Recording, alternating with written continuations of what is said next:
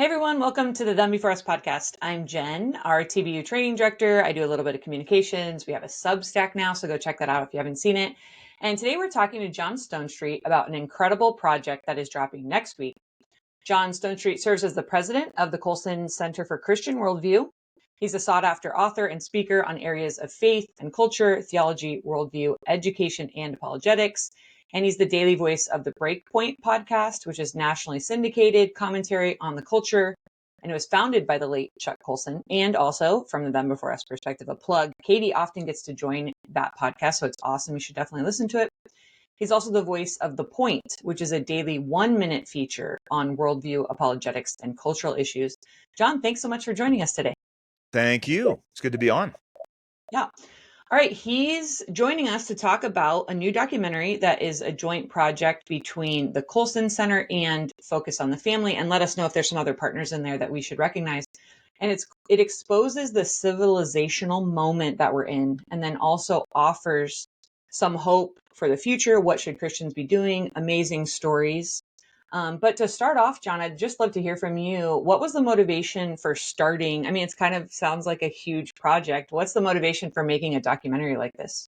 Yeah, huge project is right. I mean, the story arc goes from civilization to calling, which is quite a journey. And one of the folks who jumped on board to help and really kind of serves as the Gandalf, the guide of the film, is Os Guinness, the one and only, who has written and thought about both of those things. So that's part of it, is really, letting him teach us.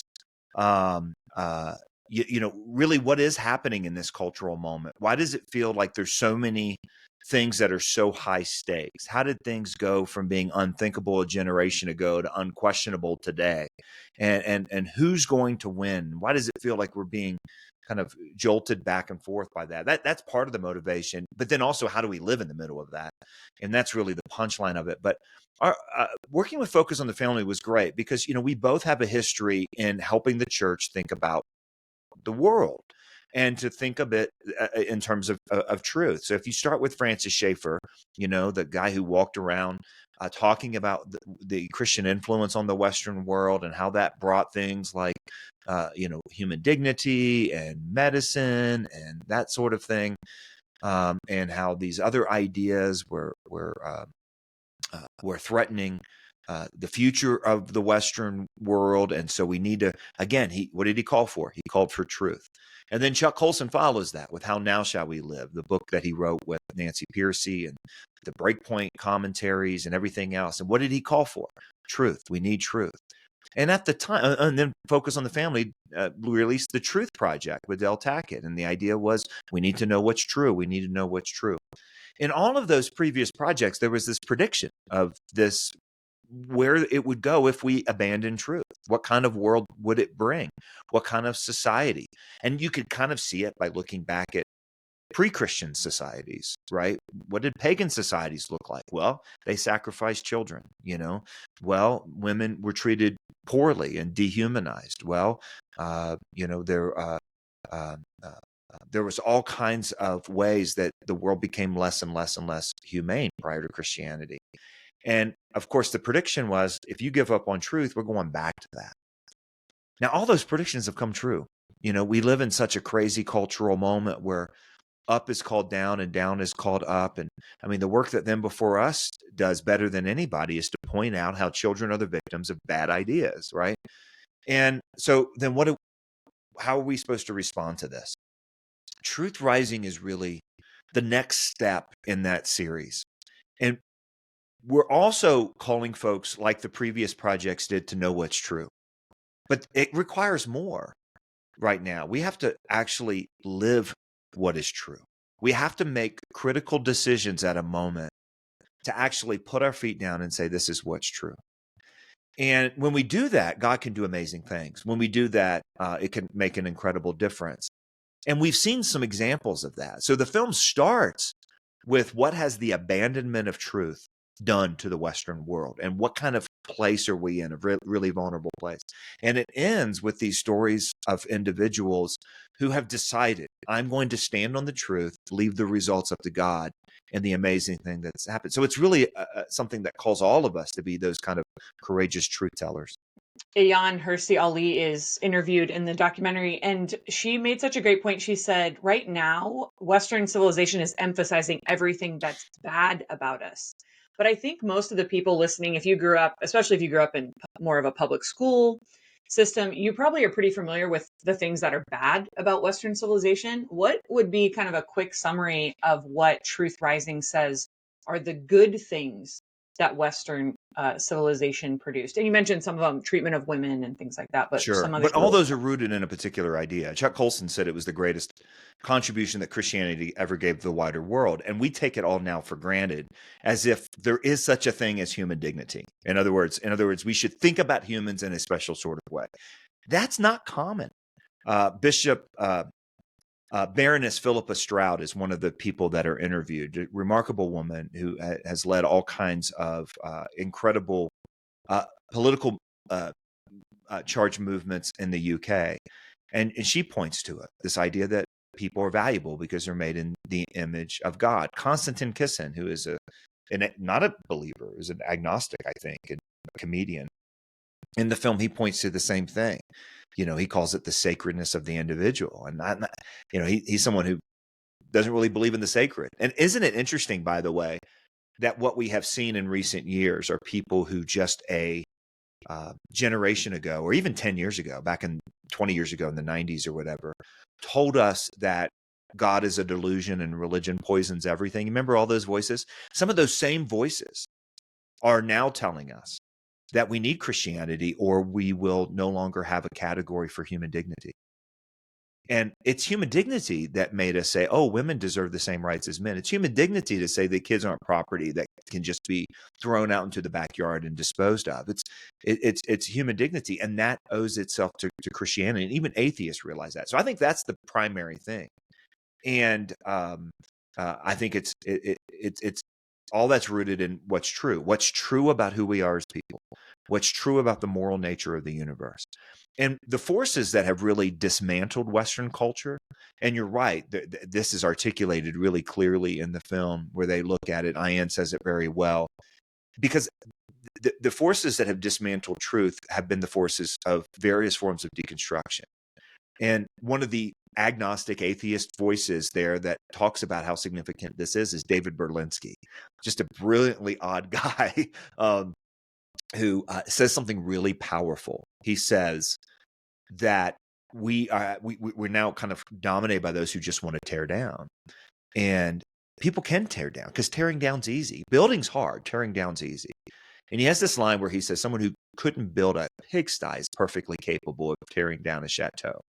And someone who could never build a culture, never build a civilization, can nonetheless tear it down.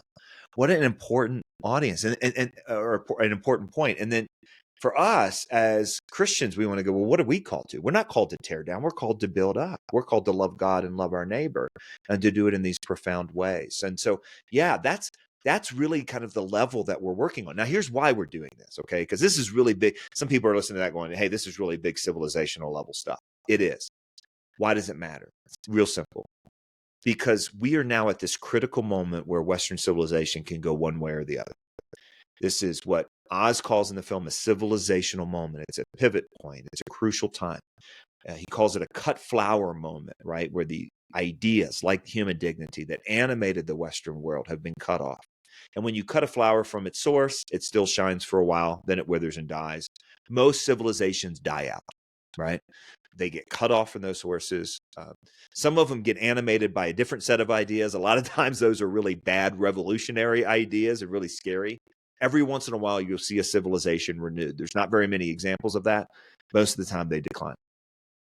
I don't know what the future holds. I don't know if this is a moment of renewal or this is a moment of decline in the long run. But here's what I do know. What the Bible says very clearly is that God calls his people to particular times and places. In other words, if it's indeed a civilizational moment and all this stuff is at stake, well, why am I here? Why was I born in this time and place and not in another one? I know a lot of us long for the good old days, right? But that's not what this is. God intentionally, this is what Paul told the Epicurean and Stoics in Acts 17, that God determines the exact times in which we live in the boundaries of our dwelling place. So we think about calling a lot of times as being called to a work or called to a project or called to a ministry or called to an act of charity. All that's true. What we don't often think is that we're called to what Os Guinness says in the film, the hour, which he says in that great British accent, the hour, this time and place. And it's a critical time and place. And that's all we wanted to do with this film is say, let's reckon with this. Let's figure out what kind of lives we need to live. Yeah. I'm just curious what your take is on going back to your point about how easy it is to tear things down. And even if we gave the folks, it's kind of the they, this mysterious they in the world, why do they want to tear everything down? There's a lot of, because it was based on slavery and, colonization and white oppression, all these sorts of things. But I think it's also important for Christians to recognize the Bible talks about, are we fighting against other humans? Is this deeper than just I disagree with these people politically and so we're fighting with each other? Is there a spiritual element to it? Does the documentary touch on that? But I guess, are they trying to tear down to rebuild something different, or is the tearing down the point? That's the end goal. Yeah. I mean, I think there's probably different answers to that. I think the dominant answer or the most important answer is we don't fight against people. We fight against principalities. And where Paul says that, he goes on to say that those principalities take the form of ideas. So therefore, we tear down arguments and every pretension that sets itself up against the knowledge of God. If you asked Alexander Solzhenitsyn, the Russian dissident, the fundamental explanation for everything that he had seen in the Soviet Union and everything that he had seen in even in the West that he critiqued. Remember, he got booed for talking about this at Harvard University in 1979. It's that very simple, men have forgotten God. And we have come out of a time period where there was a real attempt to build a world without God. That's where a lot of the new atheist voices came. Ayaan Hirsi Ali was one of those voices, basically looking at reason and science as the hope of mankind, getting rid of religious superstition. That was the myth of the Enlightenment. But what Ayaan realized, and what a lot of people have realized, is that secularism can't fulfill that promise. I was just having a conversation with Justin Brierley who's a podcaster in the UK who has been tracking kind of this religious revival, what's called a quiet revival over there. And, he said something that was really interesting because, you remember we all talked about the rise of the nuns, the young people who wanted to remain religiously unaffiliated. And in America, a lot of them said the reason that they didn't want to have anything to do with God or a specific form of Christianity, some of them were still pretty religious, but because the church had let them down. Brierley says that one of the factors to young people, and Ayaan actually says this in a number of places, to actually go back to religion is that secularism has let them down. It hasn't brought meaning. It hasn't brought purpose. The promises are hollow. I mean, think about it. We were going to save the world through science. That's what people believed at the end of the 1800s. At the end of the 1900s, we basically have the world for most of that century on the verge of a mutual destruction because of a pinnacle achievement of science, right? Which is the nuclear bomb. Why is that? Well, because this technology is always in the hands of people, and people are fallen, and people reject God, and civilizations go through this process. And I think there's a lot of answers to that question, not just one, but that's kind of the big picture one. Now, what does that mean for us? Well, hey, good news. It's also an opportunity for us. And it's an opportunity for us to kind of push people back to this explanation for the universe, to truth. And what a good gift the Christians can give to the world right now. I don't remember his name exactly, but I think you mentioned him. He was the man who was kind of very artistic. He's kind of down in his chair and with a jean vest. Yeah, his name is David Berlinski. He's a mathematician, a brilliant guy, and a cultural critic. And he's just one of those kind of unafraid guys to say. But he has been very critical of God in the past. And now, kind of again, one of those voices that has come around and said, well, we need Christianity. We need these ideas. There's a reason that Western civilization became the dominant civilization on the planet. And it's brought a lot of good things. It doesn't mean it's perfect. There's no perfect civilization. But civilizations come and go. Civilizations die mostly. And it takes a while, and you reach this critical moment. Yeah.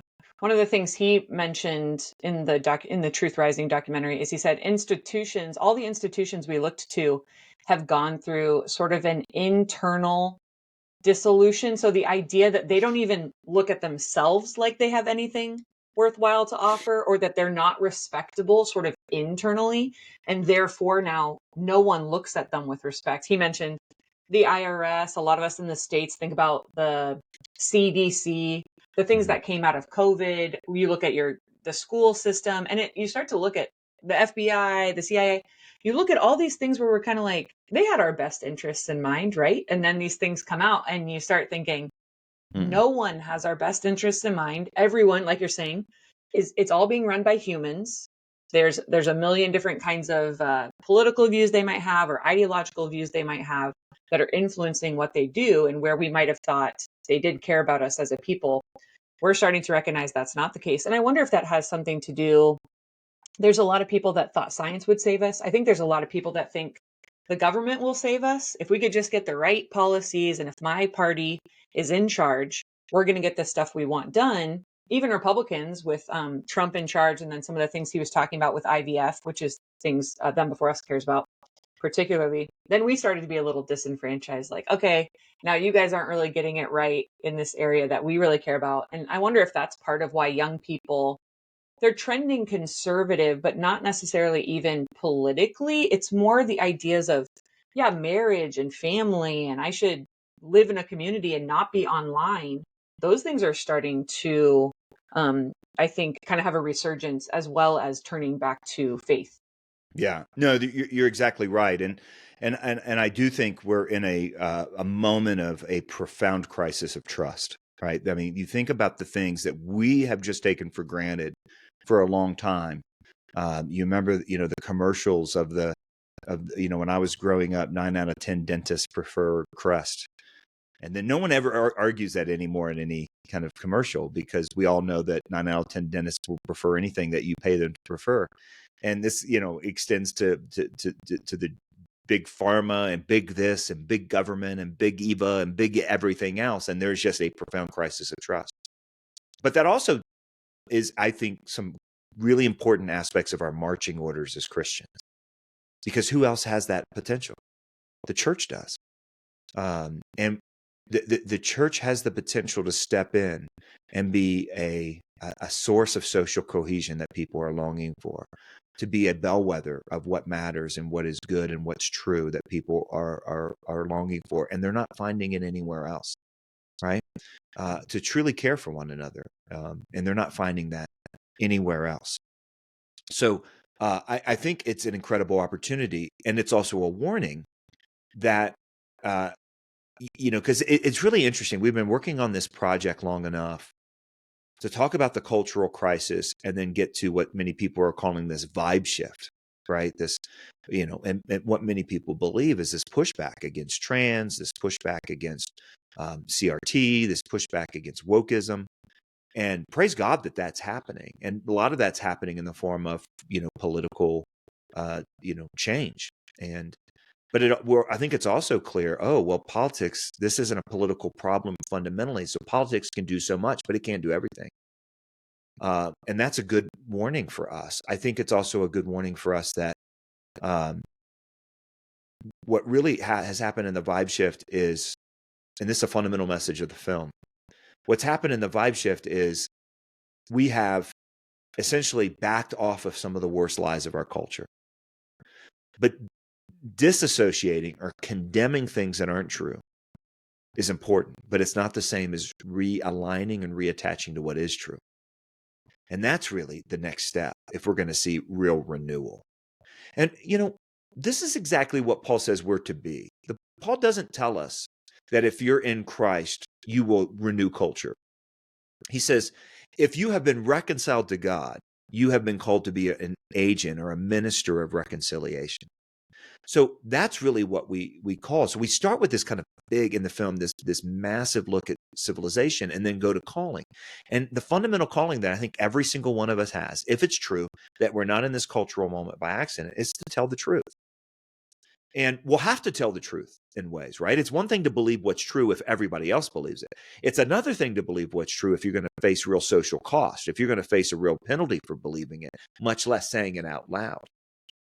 And a lot of people, what we have seen in the church, because of that pressure, have resorted to either anger or silence. And if you're angry or you're silent, that oftentimes betrays a crisis of confidence. And our confidence fundamentally is in the fact that Jesus Christ is risen from the dead. And we can be ministers of reconciliation and bring renewal to the spheres that we're in. What's going to happen on the gargantuan level? I tell people all the time, I don't know if this is a Wilberforce moment or a Bonhoeffer moment, right? These are two great men, both did exactly what God had called them to do, and one succeeded and one failed. And neither man was a failure because that's how God works.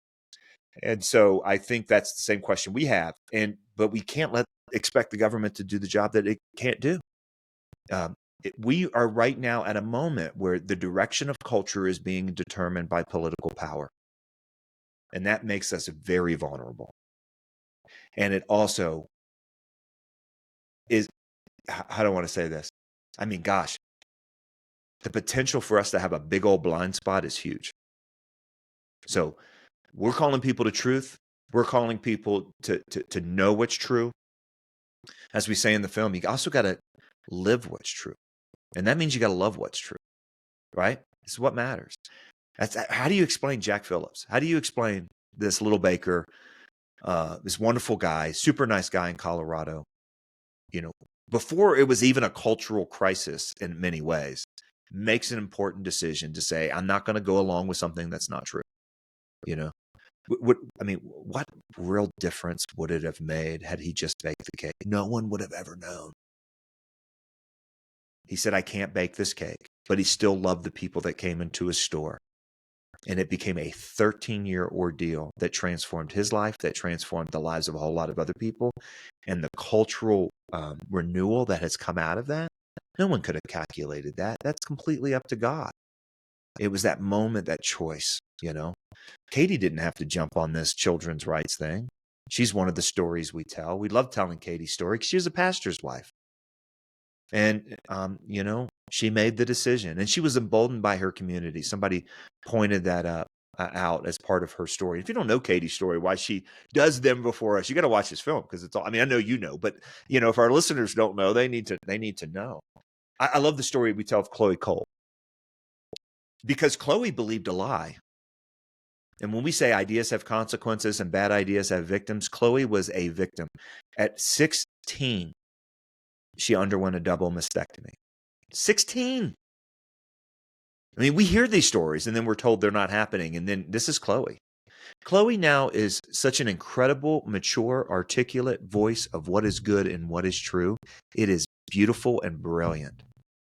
So part of being a truth teller is being willing to say I was wrong.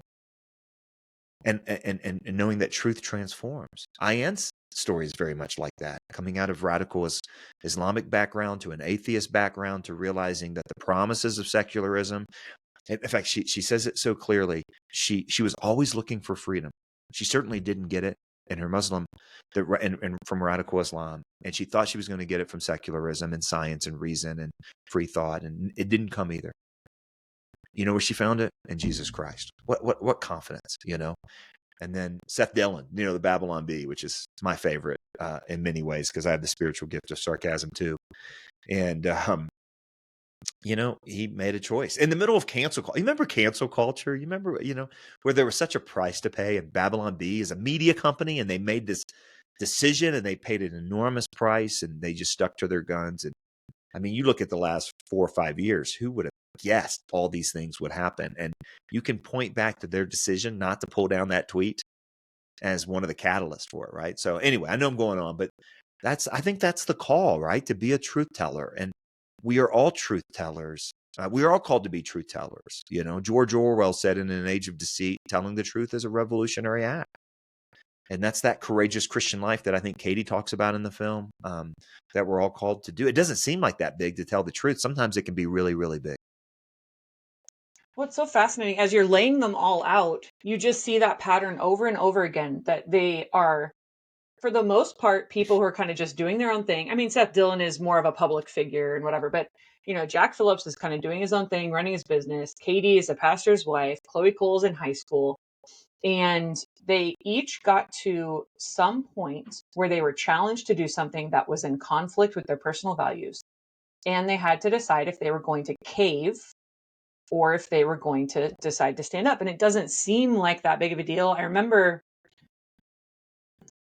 there being posts that would say on Facebook, Jesus would bake the cake. Right. It's not a big deal. You just need to just love people and just do what you're told. And for Katy, she talks about in the film, I thought I just need to take down the blog.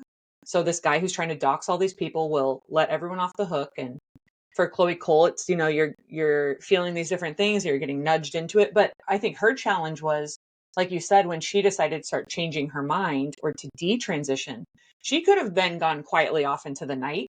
What she decided to do was put herself at the front line to start taking all those arrows and say, I don't want this to happen to anybody else. Yeah, and I'm not that's going to be beautiful. quiet about Yeah. it. And she's not calling her parents horrible people or, hating anyone, but she's trying to say, no, I'm trying to help this from happening to anyone else. So you do see all of these people, someone had to stand up to do it. And much further down the line, when we see the Babylon Bee do it, then we see an Elon Musk, take charge of that, and someone who has real power and money and is able to help influence a lot of things.